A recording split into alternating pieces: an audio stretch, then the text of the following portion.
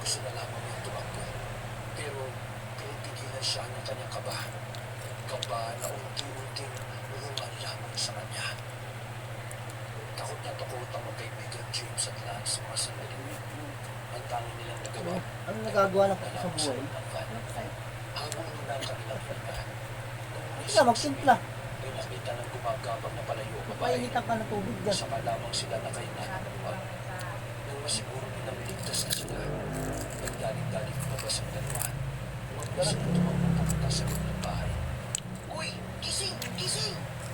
Pinagsasasampal ni James sa mukha ni Aaron para mas madali itong magising. Uy! Ano ba? Ang yan naman to, natutulog yung tao eh. Naiinis si Aaron at naibato pa ang matumis na unan. Tulog ka ng tulog, inaasong na tayo. Sabi ni Lance. Hindi pa yung pumasok sa utak ni Aaron dahil sa nag-aagaw na ang bato at pagkagising ng diwa. Kaya ang ginawa ni James ay sinigawan siya sa mismong teta niya. May Ano aswang! lang natira?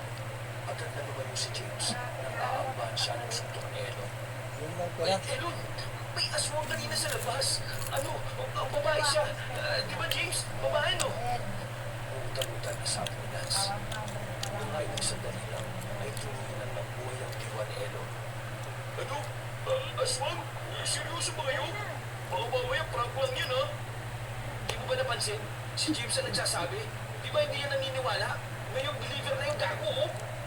Sabi to ni Lance at senyas kay James. Akala ko eh, hindi totoo eh. Pero kanina kasi, nagising ako dahil sa kakaibang tunog. Aswang pala talaga yun. Sandali, bakit di mo pala Saan ako ang iniwan sa magbabayad? van? Mga sinuhulog din pala Kaya kayo eh. pwede yun. Hindi ka nga namin ginising Yan, kasi tagal mong magagalit ka na bayaran naman. eh. Bukas na Ano yung ba? due date. Kasalanan pa Saan namin. nakalagay? Oo, Lance. Kasi- Kasi kung hindi ako nagising kanina, Saan yung ano, baka kung ano papel? na nangyari sa akin. Gawin mo na ito bukas. Totoo Hindi ba pwede yun, Sabado bukas eh. Sagot mo niya. Na nga eh. Tumagal ka rin dito.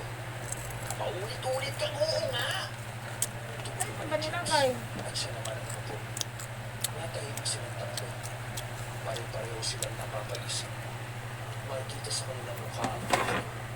Para mabawasan ang pangamba, ay iniba na lamang ni Lance ang usapan. Bukas ng tanghali, nandito yung mga trabahador namin. Ako rin kasi magpapasahod sa kanila eh. Kaya bukas, hindi tayo makakapagpahinga rito kasi gagawa sila. Eh, saan tayo? Tanong ni James. Bahala na. Eh, kung tumalo kaya tayo kay Tasha? Suwestyon naman ni Ellen.